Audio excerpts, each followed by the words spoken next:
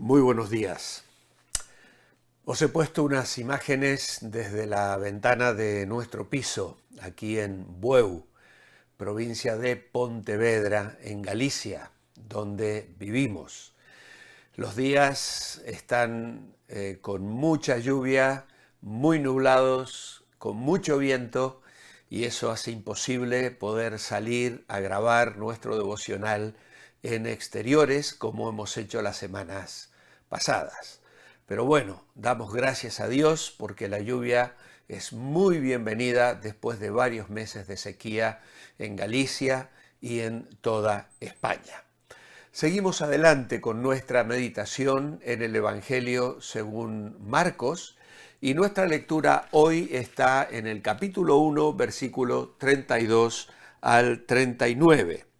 Dice: al atardecer, cuando se puso el sol, comenzaron a traerle a todos los enfermos y endemoniados, y toda la ciudad estaba agolpada a la puerta, y sanó a muchos que estaban enfermos de diversas enfermedades, y expulsó muchos demonios, y no dejaba hablar a los demonios porque sabían quién era. De madrugada, cuando estaba aún muy oscuro, se levantó, salió y se fue a un lugar solitario, y allí se puso a orar. Simón y los que estaban con él salieron en busca suya, y cuando le encontraron le dijeron: «Todos te buscan».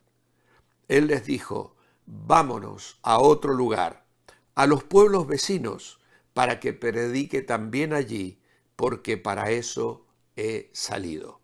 Salió pues a recorrer toda la Galilea, predicando en las sinagogas de ellos y expulsando los demonios.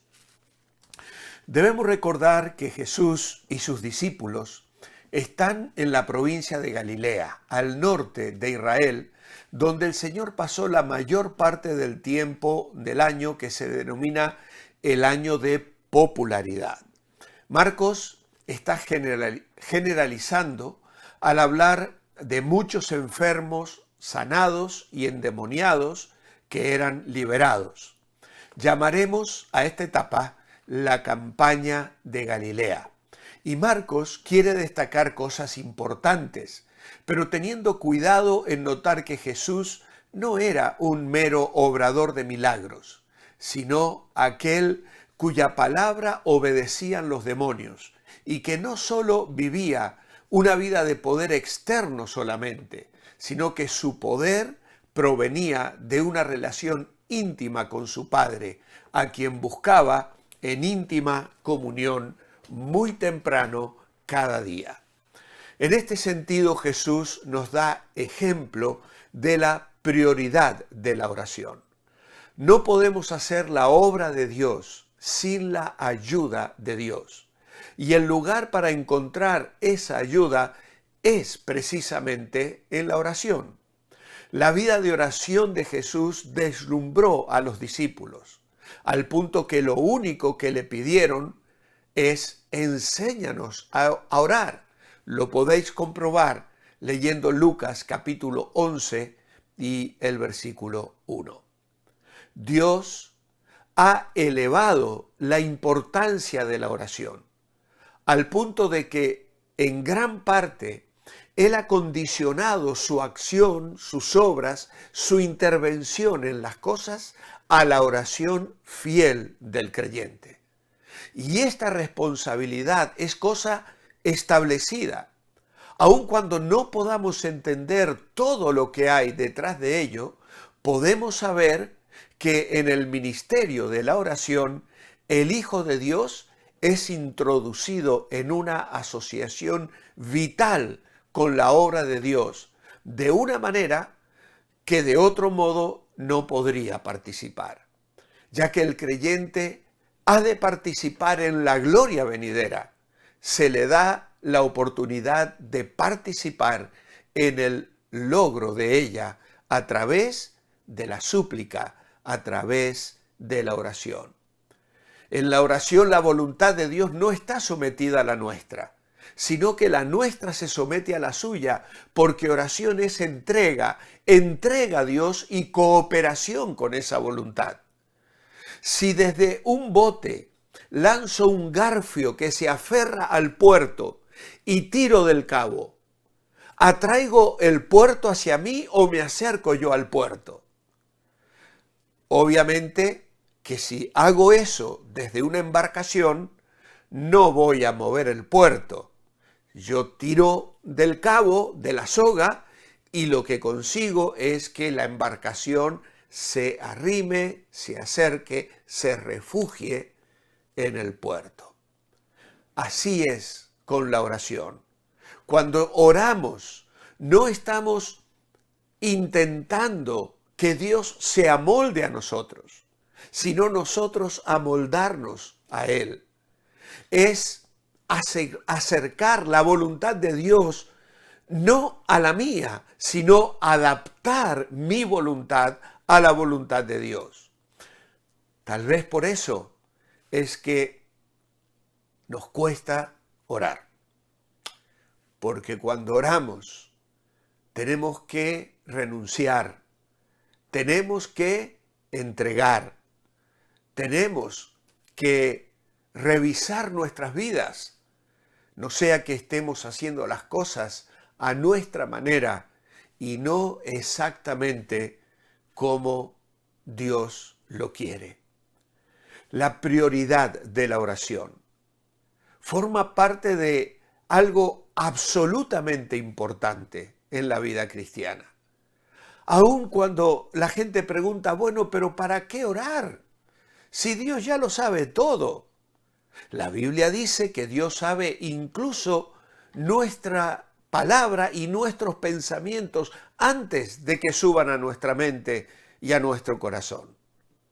Sin embargo, el Señor nos enseñó a orar.